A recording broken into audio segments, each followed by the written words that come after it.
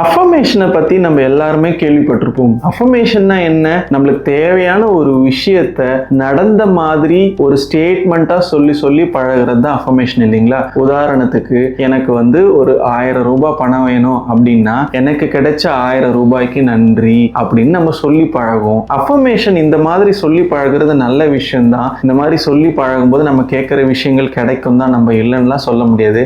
ஆனா இந்த ஒரு சின்ன மாற்றத்தை நீங்க அஃபர்மேஷன்ல பழக ஆரம்பிச்சிங்கன்னா இதை விட இன்னும் பெட்டரா, இப்ப நம்ம முயற்சி பண்றதை விட இன்னும் பெட்டரா அஃபர்மேஷன்ஸ் ஒர்க் ஆக ஆரம்பிக்கும். எல்லாருமே பண்ற தப்பு இதுதான். அஃபர்மேஷனை ஒரு ஸ்டேட்மெண்ட்டாவோ எழுதி பார்க்கறது, இல்ல மனசளவுல காலையில சொல்லி பார்க்கறது, அதோட விட்டுரும். ஆனா அஃபர்மேஷன்ல இந்த ஒரு சேஞ்ச் பண்ணுங்க.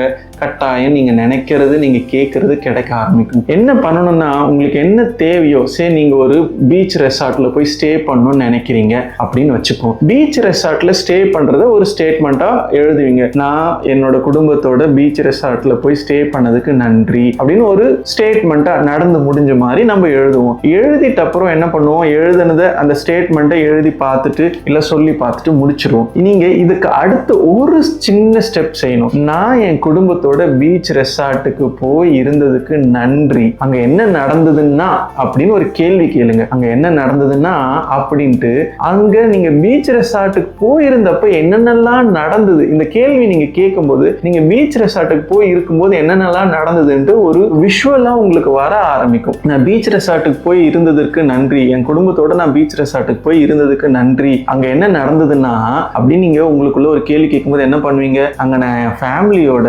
ஜாலியா பீச்ல விளையாடிக்கிட்டு இருந்தேன், என் குழந்தைங்களை கூட்டு போய் ஸ்விம்மிங் பூல்ல குளிக்க வச்சேன், அந்த பீச் ரெசார்ட்ல பீச்சோரமா இருக்கிற ரெஸ்டாரண்ட்ல உட்காந்துட்டு ரிலாக்ஸா சாப்பிட்டோம், 2 நாள் எப்படி போனதுன்னே தெரியலப்பா. அந்த மாதிரி உங்களுக்குள்ளேயே அந்த விஷுவலைசேஷன் இந்த கேள்வி கேட்கும்போது வர ஆரம்பிக்கும். இந்த விஷுவலைசேஷன் அந்த கேள்வி கேட்கும்போது வரும்போது அது உங்களுக்கு ஒரு நல்ல ஃபீலை கொடுக்கும், ஒரு நல்ல உணர்வு கொடுக்கும். இந்த உணர்வு தான் போய் பிரபஞ்சத்தை டச் பண்ணுமே தவிர இந்த வார்த்தைகள் பெருசா டச் பண்ணாது. இந்த வார்த்தைகள் போய் ஒரு 10% டச் பண்ணுதுன்னா இந்த உணர்வு 100% டச் பண்ணும்.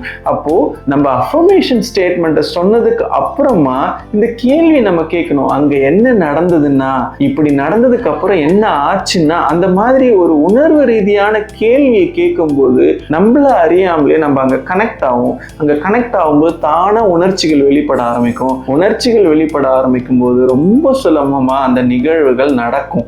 பிரபஞ்சத்தை பொறுத்தவரையிலையும் வைப்ரேஷன் பிளேஸ், உணர்வுகள் தான் விளையாடுமே தவிர வார்த்தைகள் பெருசா விளையாடாது. அப்போ உணர்வு ரீதியா எப்படி நம்ம டச் பண்ணலாம் அப்படின்ற ஒரு விஷயத்தை நீங்க யோசிக்க இந்த கேள்வி கேட்கும்போது அது நடக்கும். கண்டிப்பா இனிமேல் அஃபர்மேஷன் கூட இந்த கேள்வியை சேர்த்து கேளுங்க, உங்களுக்கு எல்லாமே நல்லதா நடக்கும். All the best.